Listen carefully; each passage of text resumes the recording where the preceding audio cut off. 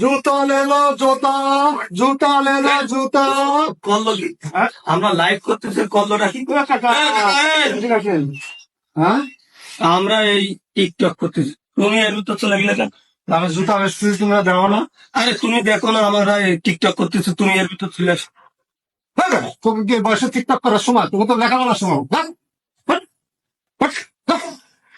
কল্লোটা কি দোস্ত? যাক, চান্স পাইছি, টিকটক এটা করাই লাগবে।